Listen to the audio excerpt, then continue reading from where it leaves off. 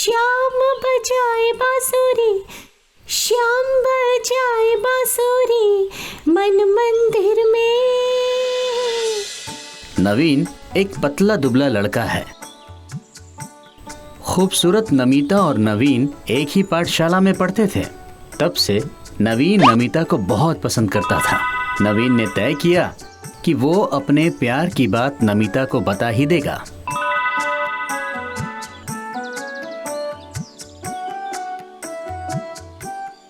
ये क्या नवीन, तुम? हाँ आज मैं तुमसे कुछ कहना चाहता हूँ कि मैं तुमसे प्यार करता हूँ। मैं तुमसे शादी करना चाहता हूँ नमिता। क्या क्या कह रहे हो? नहीं नहीं, इस तरह से मैं शादी के लिए राजी नहीं होंगी। तुम जाकर मेरे पिताजी से बात कर लो। ठीक है चलो, मैं अभी जाने के लिए तैयार हूँ। कहाँ है तुम्हारा घर? ठीक है चलो, लेकिन मैं पिताजी के सामने नहीं जाने वाली। तुम्हें घर दिखाकर हट जाऊंगी। तुम जानती नहीं नमिता, तुम्हारे लिए मेरा ये प्यार पाठशाला के दिनों से ही है। मैं जानती हूँ। तुम जानती हो तो बोलो, बोलो तुम भी राजी हो? नहीं बोलूंगी।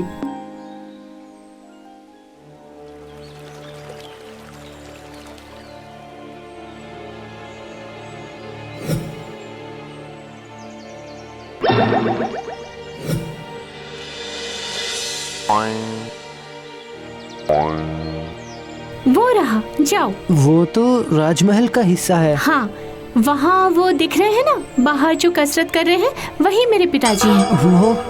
वो तो राज्य के सेनापति हैं, वही मेरे पिताजी हैं। नवीन धीरे धीरे चलकर जाता है सेनापति के पास। थोड़ा खास कर बताता है, प्रणाम, मैं नवीन कुमार हूँ। क्या चाहिए? नहीं, मतलब मैं क्या मैं कर रहे हो? जो कहना है जल्दी जल्दी बोल दो। मैं आपकी बेटी से शादी करना चाहता हूँ। क्या कहा?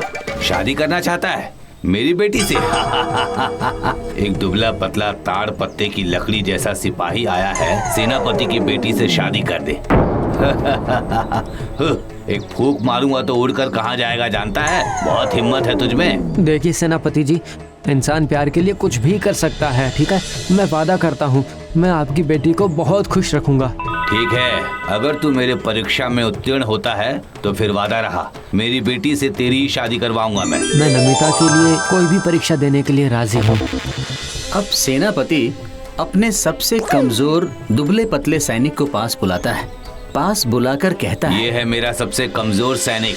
अगर तू इसे नीचे लेटा सकता है और इसके पीठ पर 2 घूसा मार सकता है तो मैं वादा करता हूँ मेरी बेटी से तेरी शादी जरूर करवाऊंगा। नवीन मैदान में उतरता है, पर वो कमजोर सैनिक ही नवीन को एक झटके में पकड़कर नीचे पटक देता है तो सभी हंस पड़ते हैं।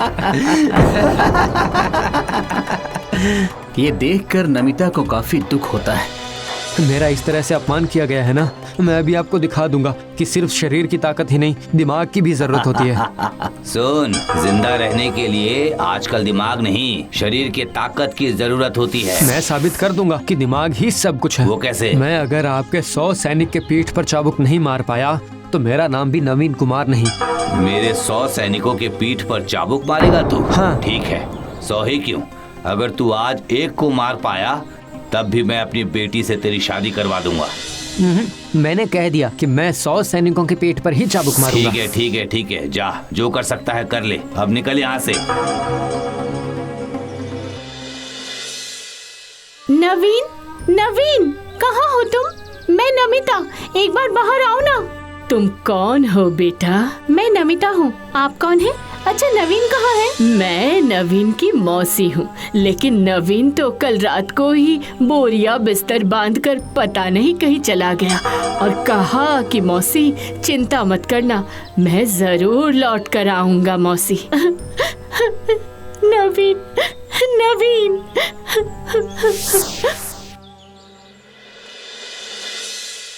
सेनापति, सीतापुर गांव में दूध भेजो, देखो क्या कहते हैं महाराज जी। जी महाराज, मैं आज ही अपना सैनिक भेज देता हूँ। सेनापति के आदेश पर सैनिक जाते हैं दूत बनकर और रात होते ही दूत जाकर पहुँचते हैं एक सराय खाने में।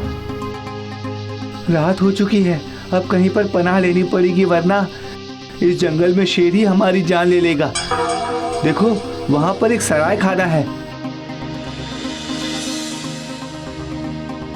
कोई है? क्या चाहिए?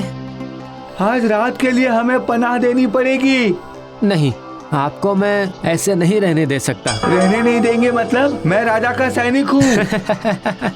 राजा वाजा वो मैं नहीं जानता, यहाँ पर सिर्फ मेरा नियम चलता है। अच्छा ठीक है। कैसा नियम और कितने पैसे चाहिए बताइए, मैं दे दूंगा।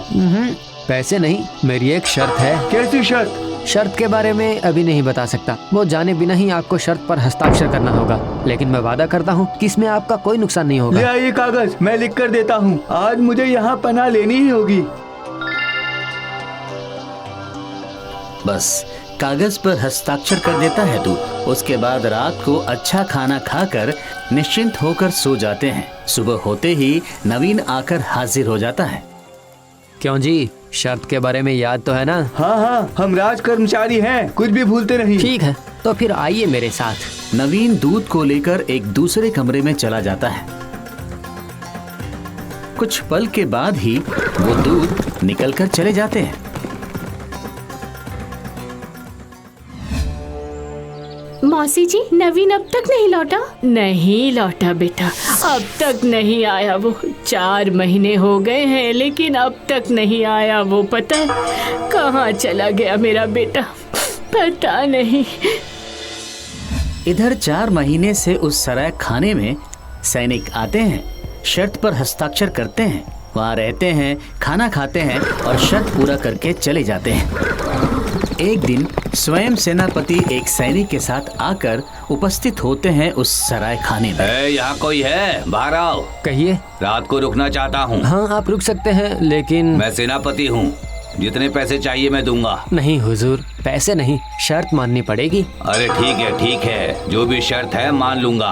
पहले रुकने तो दो, मैं एक महत्वपूर्ण काम से निकला हूँ। कैसे भी करके कल सुबह राजा के पास संदेश भेजना ही होगा। ठीक है, आइए। हमेशा की तरह शर्त मानकर खाना पीना और सोना, और सुबह होते ही सेनापति और सैनिक को लेकर दूसरे कमरे में जाता है नवीन।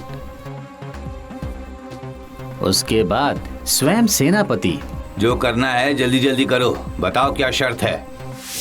ये क्या, ये तो अजीब शर्त है। देखिए, आप एक अच्छे इंसान हैं, मैंने आपको पनाह दी है, खाना पीना दिया, लेकिन उसके बदले में पैसा नहीं लिया। ये तो मुझे ही करना ही होगा ना। ठीक है, जो मैंने वादा किया है तो वादा तो निभाना ही होगा, लेकिन खबरदार, इस बात का किसी को पता नहीं चलना चाहिए। नहीं, किसी को पता नहीं चलेगा। आपसे पहले 100 सैनिकों ने यही कहा था। मतलब? हाँ, आपके 100 सैनिक। मतलब तुमने मेरे 100 सैनिकों को चाबुक से मारा है? मैं नहीं मानता। ठीक है, ये लीजिए, देखिए यहाँ सबका नाम लिखा हुआ है और साथ में उनका हस्ताक्षर है। ये सबूत रखने के लिए ही तो कागज पर हस्ताक्षर करवा के रखता हूँ। चलिए, आपके साथ वाले सैनिक को ही बुलाइए ना। सैनिक आओ। सैनिक आता है लेकिन चाबुक की बात को स्वीकार ही नहीं करता। मैं जानता था, इसीलिए तो चाबुक के साथ ऐसी एक औषधि मिलाकर रखता हूँ ताकि उसके पीठ का निशान कभी भी ना जा पाए, और वो निशान चमड़ी काट कर ना फेंके तो जाएगा भी नहीं। ऐसा है क्या? सुन, अपना पीठ दिखाओ।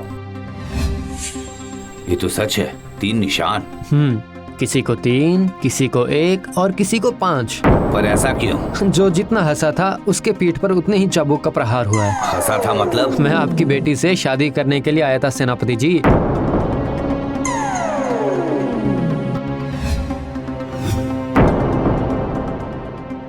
मैं नवीन कुमार हूँ। क्या? याद है, मैंने आपसे वादा किया था कि 100 सैनिकों को चाबुक मारोगे। बिल्कुल सही, सब याद है आपको। तो अब आपकी बारी है। नहीं, उससे पहले मैं राज्य में लौटकर सबके पीठ पर निशान देखना चाहता हूँ। ठीक है, चलिए।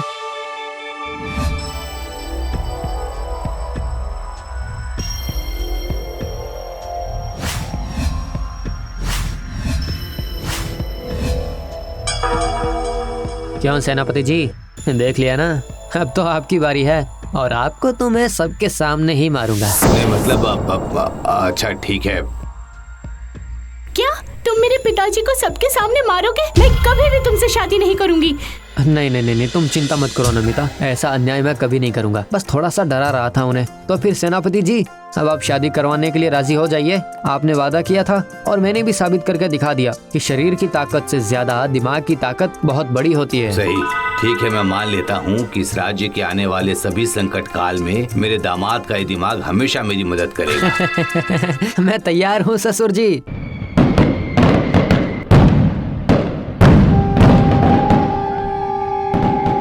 हमारा वो गाना फिर से सुनाओगी? श्याम बजाए बांसुरी, श्याम बजाए बांसुरी।